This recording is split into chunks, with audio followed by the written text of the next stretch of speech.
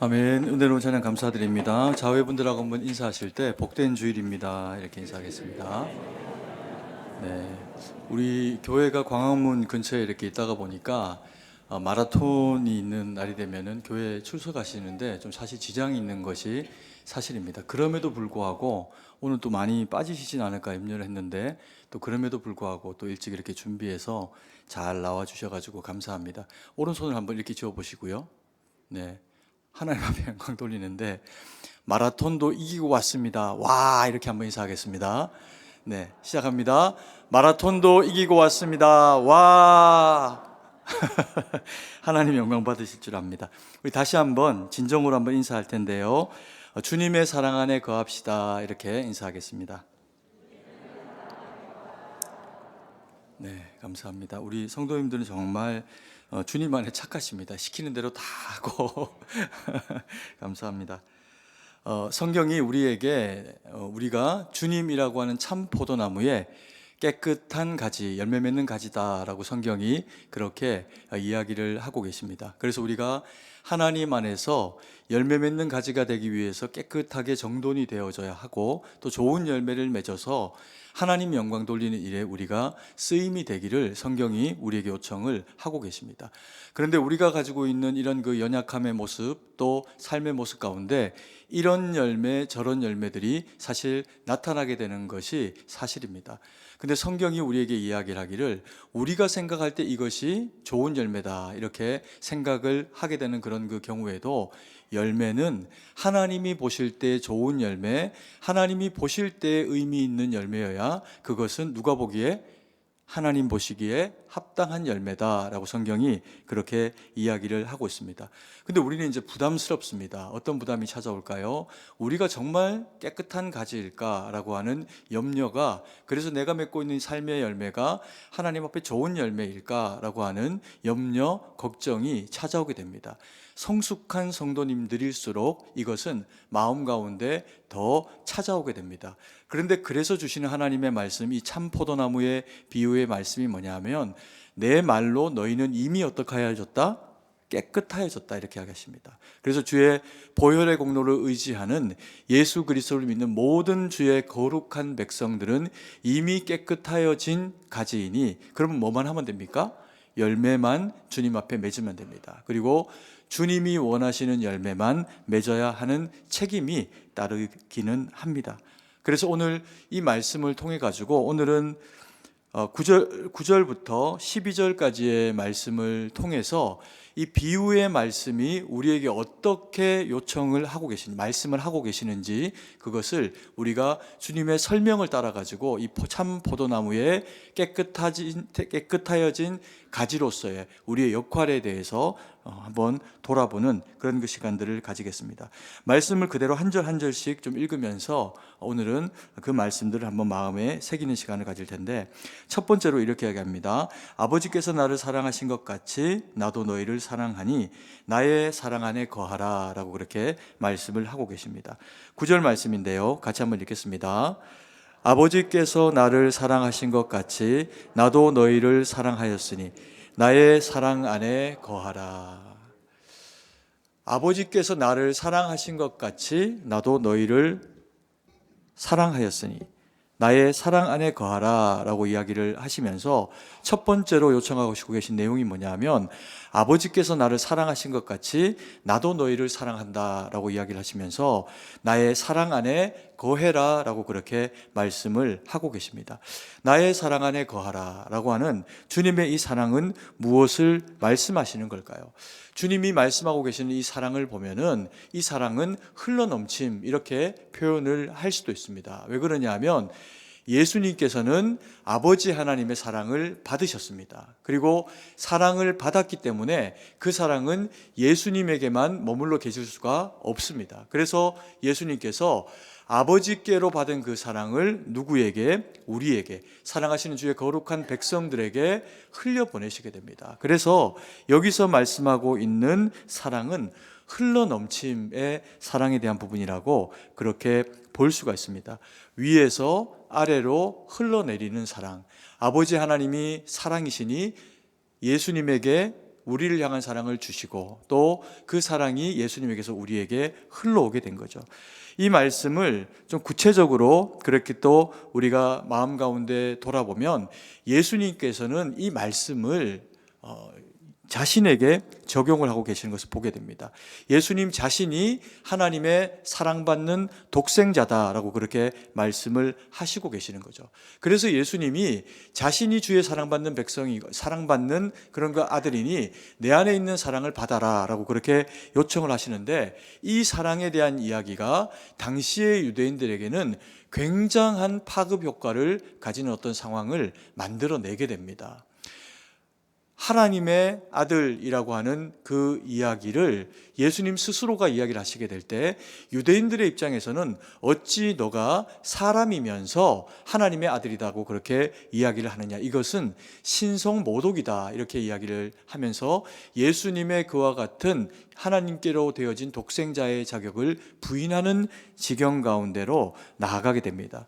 그러면서 수많은 도전들이 있습니다. 가는 곳마다 대제사장이 찾아오기도 하고 바리새인과 서기관이 찾아오기도 하면서 예수님의 하나님의 아들 되심을 거절하고 또 그의 그 마음 가운데 있는 그 이 확신, 믿음을 지우기 위해 가지고 얼마나 많은 도발을 그들이 해내는지 모릅니다. 그런데 예수님께서는 그들이 어떤 직위를 가지고 어떤 말을 하면서 예수님 안에 있는 이 믿음의 확신, 나는 하나님의 사랑받는 아들이다 라고 하는 이 확신을 꺾으려고 할 때 오히려 더 강건히 하나님의 말씀으로 그것들을 부딪혀 내시면서 끝까지 꺾이지 아니하는 하나님에 대한 그 신뢰와 사랑을 표현하시게 됩니다.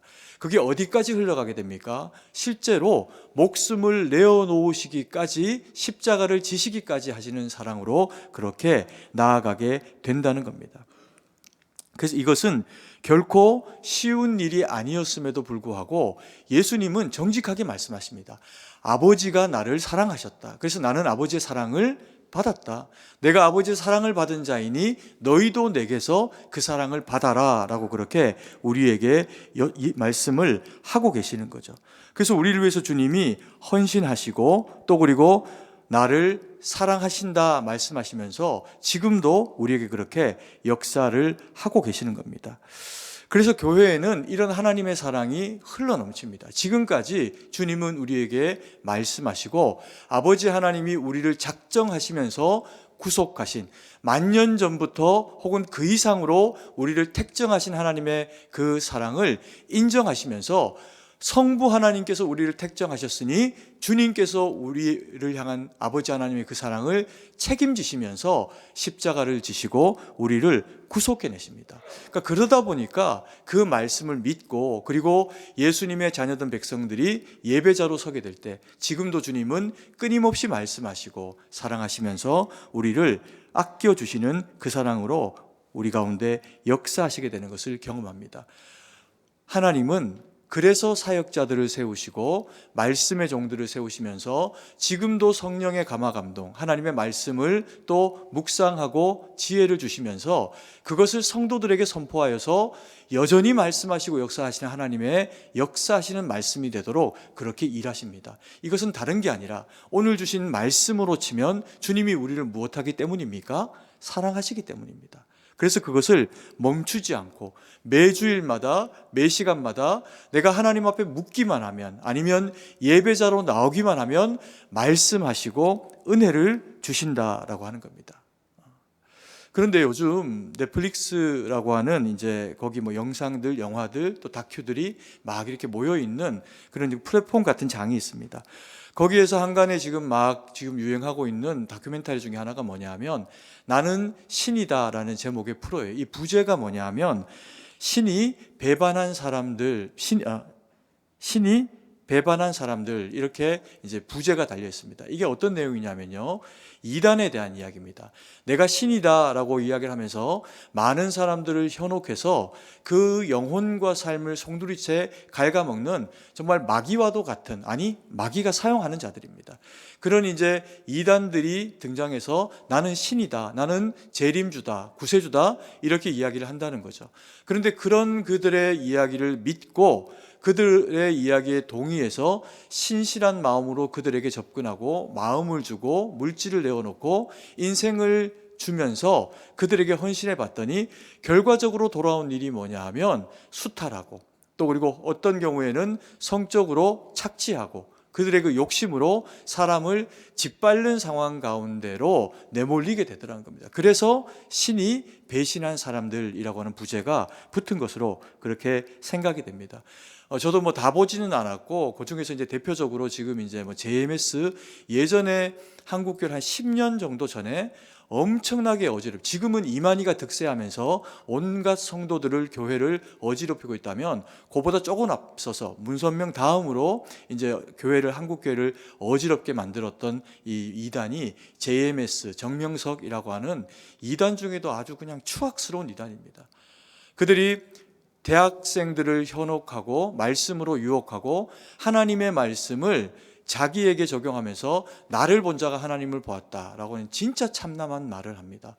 그러면서는 그들로 하여금 자기에게 순전하게 믿음으로 그렇게 자기를 바라보게 만들고는 여성도들에게는 성적으로 착취해서 10,000명을 성적으로 폭행하는 게 그의 목표입니다.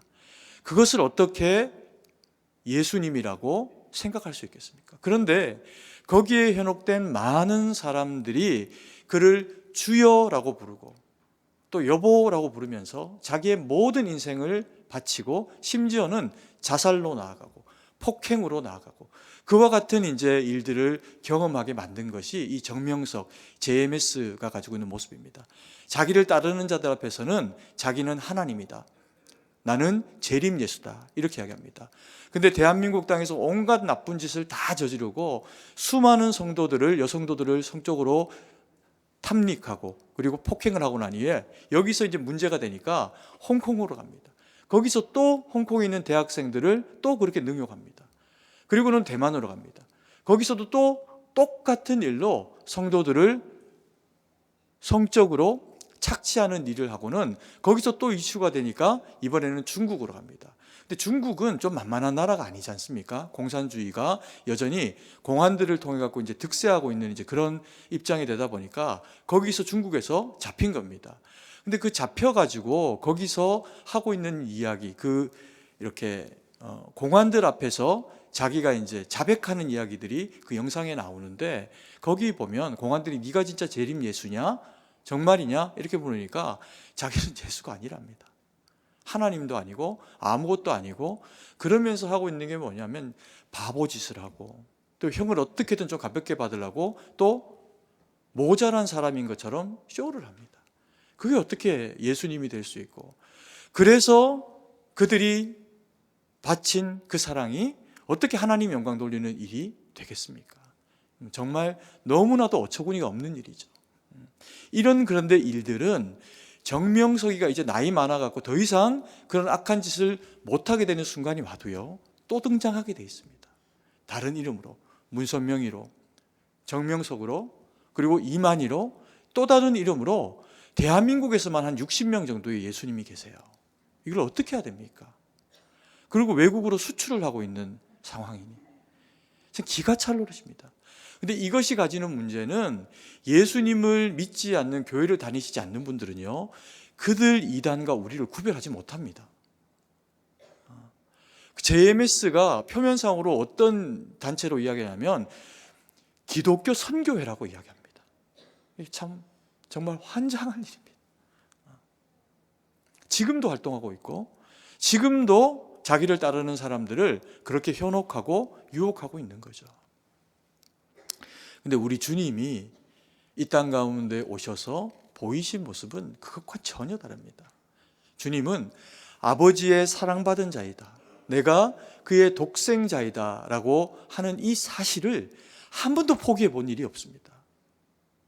이스라엘 백성들이 준비될 동안에 잠깐 좀 더 확산되어 이야기하시지 않을 뿐이지, 항상 매번 자신의 존재를 나를 본 자가 진짜 하나님을 보았다, 예수님이 사랑받는 아들이신 것을 증언하십니다, 스스로. 그리고 세례를 받으실 때 성령이 비둘기처럼 그에게 임재하시면서 이는 내 사랑하는 아들이요 기뻐하는 자다. 성부 하나님 말씀하세요.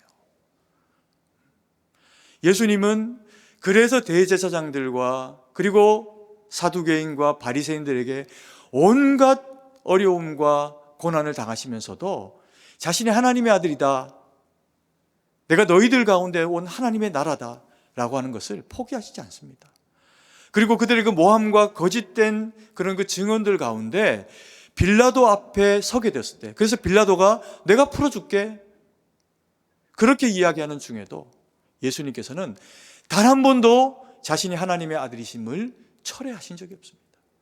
힘이 빠지고 지치고 십자가가 너무너무 고통스럽고 쓰러지고 일어섬을 반복하시고 자신이 그것을 짊어지고 가실 수가 없어서 또 다른 누군가의 도움을 입고 가실 수밖에 없을 정도의 연약함의 육체의 상태가 예수님에게 입혀졌을 때도 그걸 부인하지 않으셨기 때문에 끝까지 골고다 언덕을 올라가십니다.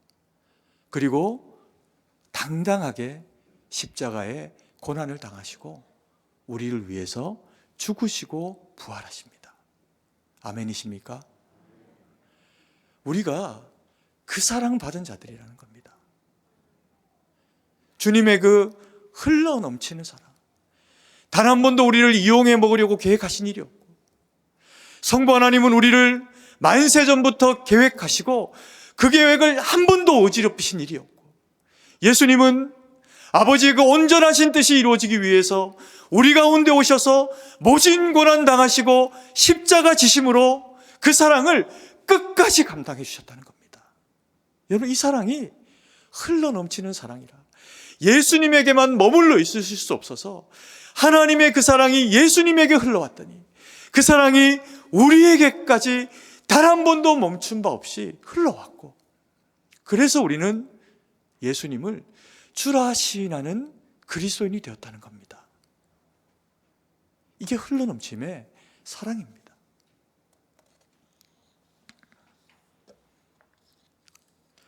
두 번째로, 내가 아버지의 계명을 지켜 그의 사랑 안에 거하는 것 같이 너희도 내 계명을 지키면 내 사랑 안에 거하리라 말씀하시는데, 이것을 한마디로 이야기하면 뭐냐면 사랑은 모범이다. 사랑은 모범을 본대로 행하는 거다, 이렇게 말씀하시는 겁니다. 10절 말씀을 같이 한번 읽도록 하겠습니다. 내가 아버지의 계명을 지켜 그의 사랑 안에 거하는 것 같이 너희도 내 계명을 지키면 내 사랑 안에 거하리라. 아멘. 예수님께서 말씀하고 계시는 계명은 무엇입니까? 율법입니다. 그런데요, 율법 이상의 율법입니다. 그 율법 이상의 율법이 무엇입니까? 사랑입니다. 그래서 하나님은 사랑이시고 예수님은 그 사랑의 완성으로 우리 가운데 오셔가지고 이 계명이 온전하게 우리 가운데 이루어지게 하시기 위해서 때로는 유대인의 율법을 파하십니다. 내가 율법을 파하러 왔다, 이렇게 말씀하십니다. 그리고 마지막에는 또 말씀하십니다. 내가 율법을 완성하러 왔노라. 이제 다 이루었다 말씀하십니다. 그 파하기도 하시는 율법의 본체는 사랑입니다. 다 이루어가기 위해서 끝까지 포기하시지 않은 율법도 그래서 사랑입니다. 그래서 이 사랑의 율법이 예수님을 주장하고, 그리고 그 아버지의 사랑의 율법을 받은 예수님께서 우리를 그 사랑으로 인도하시니 내 사랑 안에 어떻게 하라? 거하라 라고 말씀하시는 거죠. 그럼 우리는 어떻게 하면 이 사랑의 율법 가운데 거하게 될까요? 내 계명 안에 거하라. 예수님이 말씀하신 성부 하나님의 사랑의 계명, 십계명으로 하나님을 향한 사랑, 이웃을 향한 사랑, 이 두 계명으로 크게 나눠줄 수 있는 이 사랑의 계명이 예수님에게서 더 분명하게 설명됩니다. 첫 번째 계명이 뭡니까? 주 너의 하나님을 사랑하되, 어떻게 사랑합니까? 마음을 다하고 뜻을 다하고 힘을 다해서 사랑해라. 그리고 두 번째 계명은 내 이웃을 어떻게 하라? 내 몸과 같이 사랑하라. 이 두 계명입니다. 그럼 어떻게 하면 우리는 마음을 다하고 뜻을 다하고 힘을 다해서 주 너의 하나님을 사랑할 수 있을까요? 우리가 재작년이었습니까? 시편 119편의 말씀을 통해서 한 6개월 동안 이것을 들여다봤습니다. 어떻게 하는 게 주님을 사랑하는 건가요? 어떻게 하는 게 하나님을 사랑하는 겁니까? 말씀이 육신이 되어 오신 주님, 그래서 여전히 지금도 말씀으로 역사하시는 주님, 구약에도 여전히 그의 선지자들을 통해서 그의 백성들을 말씀으로 먹이신 주님. 그래서 시편 110편은 우리로 하여금 끊임없이 말씀을 사모하라고 요청합니다. 말씀합니다. 그리고 순종을 요구합니다. 말씀을 마음에 새겨라. 묵상하라. 읊조려라. 끊임없이 시편 119편은 우리에게 말씀하고 계십니다. 그래서 우리가 주님의 말씀을 사모하고 예배자로 섰을 때 사람이지만 하나님이 세워서 말씀을 주신 설교자를 통해서, 목회자를 통해서 하나님이 이 강단을 통해서 어떤 말씀을 주실까를 사모하는 이에게 하나님은 말씀하십니다. 왜요? 사모해야 들리거든. 매번 드리는 예배, 지난주에도 왔으니 오늘도 왔다, 절대 들리지 않습니다. 하나님이 사랑하시는 자에게 여전히 말씀하시고, 성경을 읽을 때, 묵상할 때 살아 역사하시는 하나님은 우리 가운데 말씀하십니다. 그리고 우리의 심령을 통찰하시면서 때로는 우리의 마음을 아프게 하시고, 때로는 우리의 마음을 성령의 능력으로 북돋우시고, 그러면서 그 말씀에 순종할 수 있는 근거를 우리에게 주십니다. 왜요? 우리를 사랑하시니까. 그리고 또 하나의 율법, 내 이웃을 내 몸과 같이 사랑하라. 이거 어떻게 하는 겁니까? 옆에 있는 사람을 귀하게 여기고 그리고 섬겨내는 겁니다. 책임지는 사랑을 하는 거죠. 우리 교회가 지금 이제 사랑방을 새롭게 시작하게 됐습니다. 그래서 리더를 중심으로 주어진 하나님의 말씀을 서로 간에 함께 나누면서 그것을 붙잡고 다시 기도하는 그런 그 시간들을 우리 교회가 하나님 앞에서 보내고 있습니다. 내 이웃을 내 몸과 같이 사랑하는 것만큼 부담스러운 사랑이 어디 있습니까? 이게 책임감 있는 사랑인데. 근데 우리보다 이 일들을 먼저 소그룹을 하고 있는 교회들 가운데 가끔 이제 나타나는 곤란함이 있습니다. 뭐냐면 마귀는 어떤 경우에도 우리를 도발하고 그리고 또 시험에 들게 만듭니다. 거룩한 일에도 끼어들어옵니다. 심지어는 욥기를 보면 하나님 앞에 가가지고 막 참소합니다. 책임 있는 사랑은 어떻게 하는 걸까요? 이것을 마귀가 이용하면 사랑해라, 사랑으로 나누어라, 마음으로 서로 고백하고 기도해라, 이와 같은 이제 믿음의 공동체가 우리 가운데 생기게 되면은 마귀가 때로는 그 가운데요 부담스러운 상황을 만들면서 사람들의 마음을 헤집고 들어가서 막 깨게 됩니다. 내가 딱 싫어하는 스타일의 사람이 등장을 하기도 하고, 경우에 따라서는 너무 부담스러운 요청을 하기도 합니다. 돈을 빌려달라, 내가 이런 사업하는데 여기다 투자해라, 진짜 이런 경우가 있습니다. 그런데 우리가 사랑방을 시작을 하면서 우리 리더분들에게 이것을 가이드해드리고 그리고 또 사랑방 서약서도 쓰게 만들고 이렇게 하면서 이와 같은 류의 경제적인 활동, 이것을 하는 걸 통해서 내가 경제적으로 유익이 되어진 어떤 활동도 리더들은 그리고 또 함께하는 조원들은 요청하면 안 됩니다.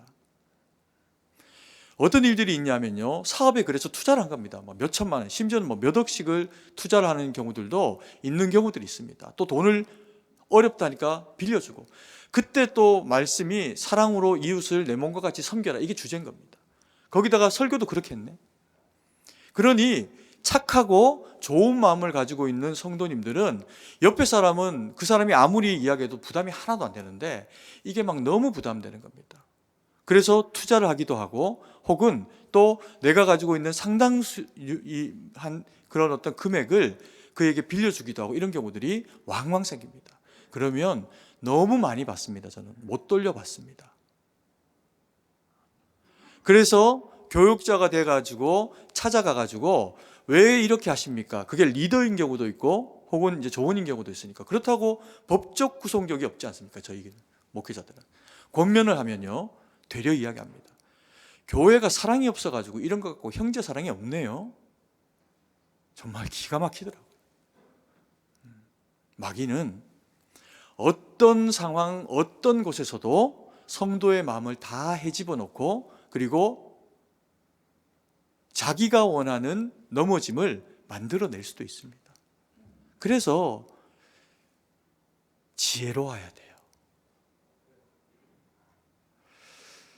돈이 없다, 불쌍하다, 밥 한 끼 사주거나 차비하거나 그런 선 정도의 이상의 어떤 거래도 혹은 투자도 사랑방 가운데서 이루어지면 안 됩니다. 분명히 말씀드렸는데 이걸 이제 하게 되면 당연히 마귀가 그걸 문제 삼아서 찾아올까요? 안 찾아올까요? 찾아옵니다. 저는 어떻게 처리해야 되는지도 다 말씀드렸습니다. 왜요? 너무 많이 봤거든요, 이런 경우를. 진짜 사단은 그렇게 일합니다. 교활하게. 그러면 책임 있는 사랑을 어떻게 하는 거냐? 내 몸과 같이 내 이웃을 사랑하는데 이런 경우들이 있습니다. 너무 어리석은 선택을 하고 어리석은 말을 하고 하는 말마다 너무 악하고 옆에 있는 사람의 심장을 막 후벼 파고 근데 그걸 몰라요. 왜 모를까요? 자라면서 상처 많이 받고 부모님에게 칭찬 못 받고 크고 우리가 대부분 그렇지 않습니까? 그런데 예수님의 넘치는 사랑도 아직까지 경험을 못 해봤습니다. 그러면 그 입에서 하고 있는 상황에서 남을 유익하게 하는 말이나 행동이 잘 나오질 않습니다. 그걸 그대로 두면 옆에 있는 사랑방원들에게 계속 상처를 주게 되어 있습니다.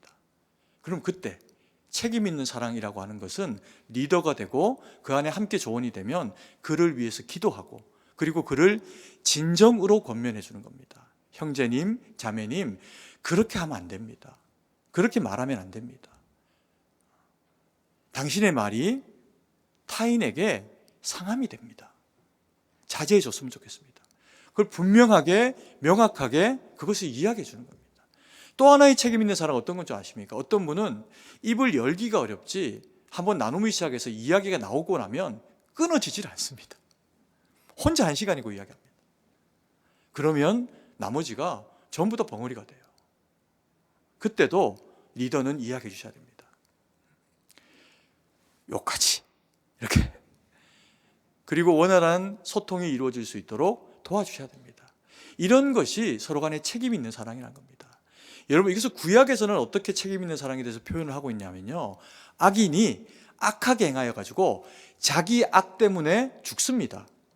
그러면 하나님이 그 악인이 누구에게도 권고받지 못하고 심지어 선지자에게도 권고를 받지 못해 갖고 죽게 되면 그 핏값을 누구에게 찾겠다? 선지자에게 찾겠다. 그런데 권면해 줬는데 그 권면을 받지 않고 여전히 악 가운데 행하다가 악인이 죽으면 그 악은 그 악인의 머리로 돌아간다. 여러분, 그것이 저와 우리 사랑하시는 성도님들이 거룩으로 감당해야 되는 사랑의 영역이라는 겁니다. 여러분, 그래서 목회자는 부담스럽지만 좋은 얘기만 하고 재미있는 얘기만 하면 여러분들의 귀가 한쪽으로는 즐거울 수 있습니다. 그런데 주님이 원하셔가지고 우리 영혼 가운데서 돌아서고 바꾸게 하시기를 원하시는 어떤 영역의 이야기를 제가 묵시하고 묵과하고 이야기하지 않으면 그 핏값을 하나님이 제게 찾으시면 제가 어떻게 합니까? 그래서 저는 하나님 앞에 엄격하게 말씀으로 스스로를 먼저 들여다보고 밤새 고민하고 그리고 성도님들에게 때로는 엄중히 선포해 드리는 겁니다. 왜요? 사람의 이야기가 아니라 하나님의 말씀으로 들려야 되니까. 하나님의 말씀으로 들리지 않아서 그것 때문에 멸망 가운데로 나아가는 어떤 상황이 성도님들에게 주어진다면 저는 자유로울 수가 없습니다. 제가 침묵해야 됩니까? 입을 닫아야 하나요? 저는 그건 잘못된 거라고 생각합니다. 그렇게 살아오지 못했습니다. 앞으로도 그렇게 살아가지는 않을 겁니다. 아멘이시죠? 우리 모두가 여기에서 누구도 자유로우면 안 됩니다. 사랑방은 사랑으로 넘쳐나고 하나님의 말씀으로 넘쳐나고 나 때문에 옆에 사람이 상처받으면 안 됩니다. 주님의 몸이 세워지는 일로 내 입술이 사랑방 가운데서, 교회 가운데서 내게 주신 말씀을 마음에 품고 살아가는 가정과 직장과 일터 가운데서, 심지어 예수 믿지 않는 사람들 가운데서, 그들이 나를 통하지 않으면 어떻게 예수님을 만납니까? 그들에게 복음을 전하지 않으면 어떻게 그들이 예수님을 압니까? 듣지 못한 즉 어떻게 믿음을 알겠느냐? 그 핏값을 우리에게 묻겠다 하시면 뭐라고 대답하실 겁니까? 그래서 우리는 말씀에 바로 서야 하고 복음으로 서야 하고 참된 하나님의 말씀의 진리를 선포해야 합니다. 아멘이십니까? 저도 부담스럽습니다. 그러나 이것이 주님이 말씀하시는 내 이웃을 내 몸과 같이 사랑하는 것이다 라고 하면 계명을 2개밖에 안 주셨는데 지켜야죠. 예배자로 주님을 사랑하고 말씀의 수행자로 주님 앞에 순종하는 겁니다.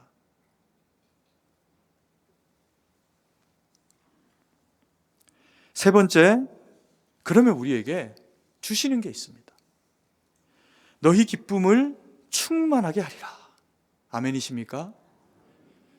부담스러운데 이것을 순종하고 살아가면 우리에게 너희 기쁨을 충만하게 하겠다 말씀하시는 겁니다.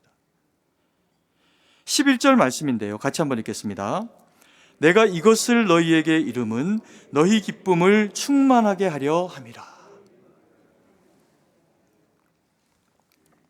내가 이것을 너희에게 이름은 너희 기쁨을 충만하게 하려 함이라. 이것을 한마디로 조금 이해하기 쉬운 말로 바꾸어 드리면 사랑은 동력이다, 사랑은 움직인다, 이런 말씀이에요. 더 어렵나요? 더 어려우실 수도 있겠다. 사랑은 움직이는 거고 사랑은 움직이기 때문에 결과물을 만들어낸다는 겁니다. 이 결과물이 뭐냐 하면 기쁨이래요. 기쁨, 어디에 찾아오는 겁니까? 우리의 마음 가운데 찾아오는 겁니다. 그런데 이 마음 가운데 찾아온 하나님의 기쁨이 주님의 역사하심 가운데 있으면 이 기쁨이 어떻게 된다? 어떻게 된다? 이 기쁨이 충만하게 하려 합니다.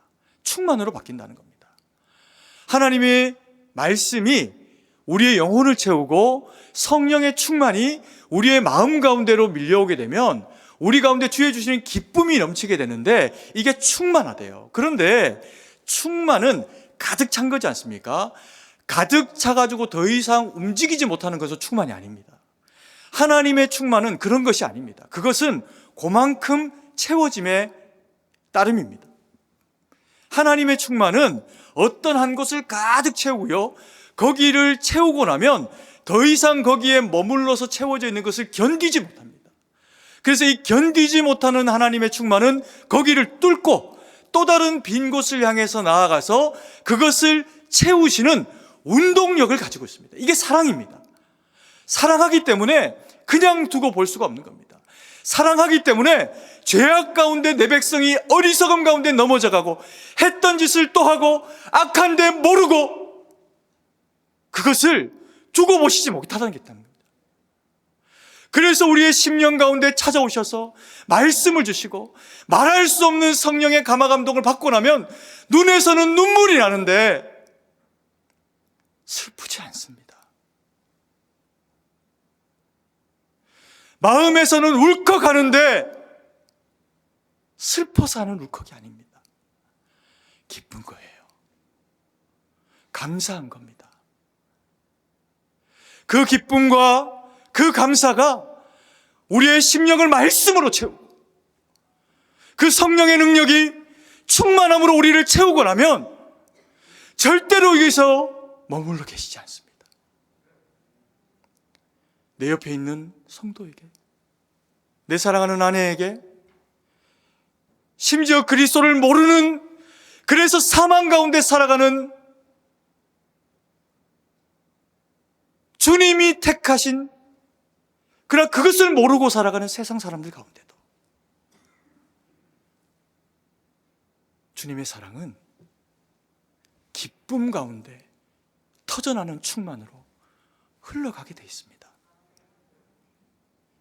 이게 우리 교회 가운데 넘쳐야 합니다. 여러분, 이스라엘 백성들이 정말 세상에는 없는 민족이지 않습니까? 하나님의 말씀을 직접 받았고 그들에게만 말씀하셨고 아브라함의 허리에서 난 자들을 축복하셨고 약속하신 대로 다 하셨습니다. 그런데 망했어요. 왜 망했습니까? 주신 말씀, 성령의 은혜, 능력 그들이 받아가지고는 자기들만을 위해서 살아가고 자기들의 존재만 세상 가운데서 구별해서 거룩한 자들로 스스로 바꿔냈습니다. 내가 너희를 제사장 민족으로 삼았다. 일어나라, 빛을 발하라. 열국이 너희 가운데 나올 것이다. 수용하지 않았습니다. 그리고는 하나님도 외면하고 주님의 말씀도 거절하면서 할 수 있는 한 교만했습니다. 그랬더니 박살을 내신 거예요. 다 흩어버렸습니다. 그러나 여전히 그들을 사랑하는 하나님의 사랑이 이스라엘 백성들 가운데 약속으로 있었기 때문에 그들의 뛰어남이나 위대함이 아니라 주님의 사랑이 겨워서 예수 그리스도가 그들 가운데 오십니다. 근데 그 사랑을 또 거절하네. 하나님보다 더 교만해져서 주님의 말씀도 거절하고 말씀이 육신이 되어 오신 주님도 거절하니 주어진 결과가 뭐였겠습니까? 멸망입니다. 박살이 난 겁니다.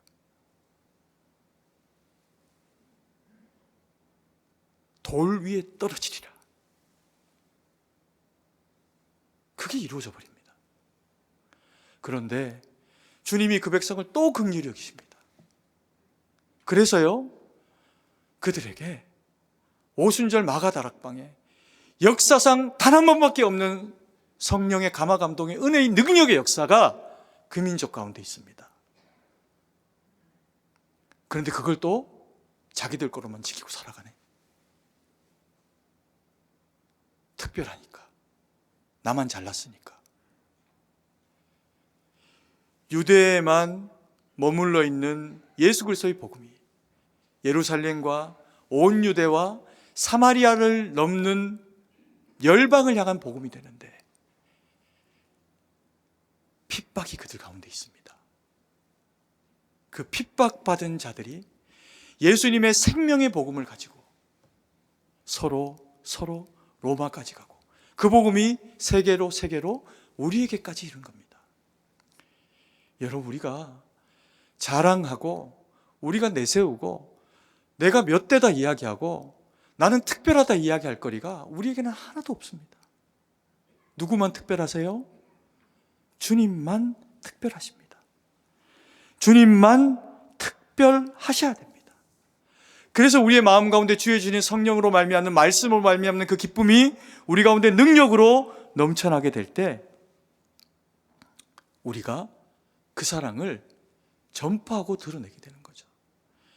여러분, 말씀에 통제되십시오. 아멘이십니까? 성령에 통제되십시오. 아멘이십니까? 여러분, 우리가 때로는 그럴 때가 있습니다. 밉고 꼬라지 보기 싫고 악한 마음이 우리 가운데 찾아오는데 그게 나쁜 마음이 아니라 당연하게 찾아오는 경우들이 왕왕 생길 때도 있습니다. 그래서요, 내가 속한 그 공동체 가운데, 사랑방 가운데, 가족들 가운데 그 불편한 마음을 한번 토로해 보십시오. 놀랍게 이게 사랑도 전파력이 있고 움직이는 거지만 미움이나 악은 더 강력하게 움직입니다. 그래서 내가 속한 곳에서 조금만 불평해 보십시오. 그걸 리더를 조금 흉보고 리더가 돼가지고 뭐 이렇게 이제 한번 이야기해 보십시오. 삽시간에 그 사랑방은 불편함과 미움으로 충만하게 됩니다. 근데 반대로 한번 해보십시오. 오늘 주님이 내게 말씀 주셔서 성령의 충만을 주시고 사랑을 주시니 받은 사랑을 전하는 게 그냥 당연한 겁니다.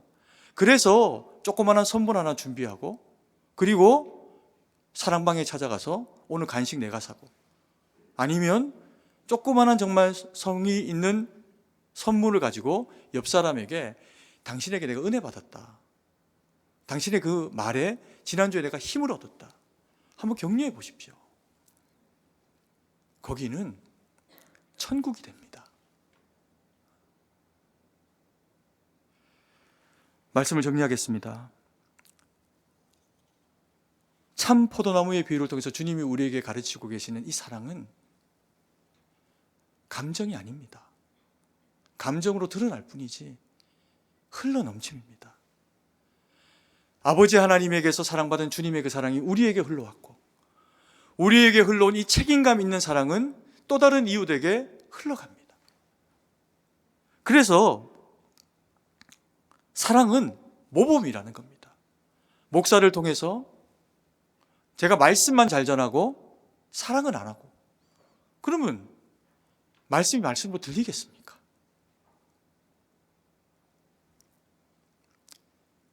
사랑은 먼저 된 그리스도인을 통해서 받게 될 때 흘러가게 돼 있습니다.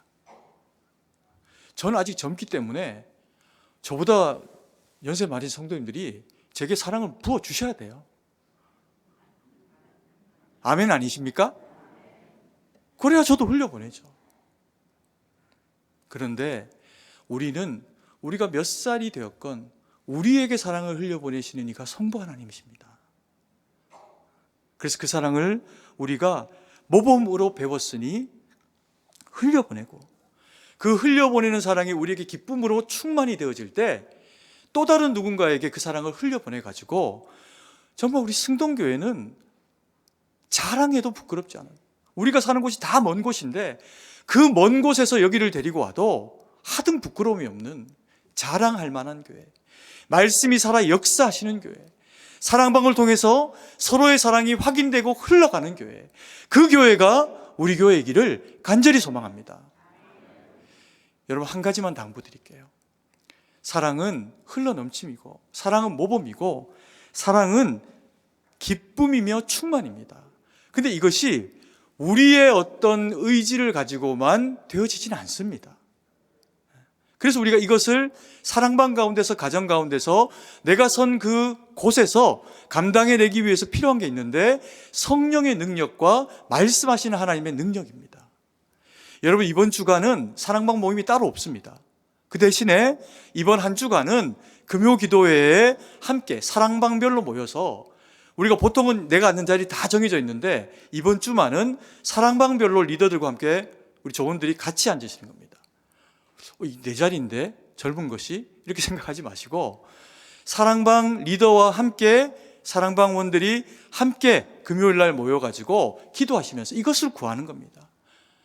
우리 사랑방이 내가 주님 앞에 흘러넘침의 통로로 쓰임되기를, 누군가에게는 영적 모범이 되기를, 그래서 기쁨이 충만함으로 하나님 앞에 쓰임받는 일꾼이 되어지기를, 그것을 하나님 앞에 기도하며 주님의 능력을 구하며 그 일을 감당해 나갈 때 하나님의 역사는 우리를 통해서 살아 계신 하나님으로 일하시게 된다는 겁니다.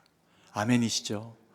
이 일에 쓰임받고 기도로 하나님 앞에 능력을 구하고, 그래서 주님 앞에 영광 돌리는 도구로 쓰임되는 저와 우리 사랑하시는 성도님들 되기를 간절히 소망합니다. 기도드리겠습니다. 사랑의 아버지 하나님, 은혜와 사랑을 감사드립니다.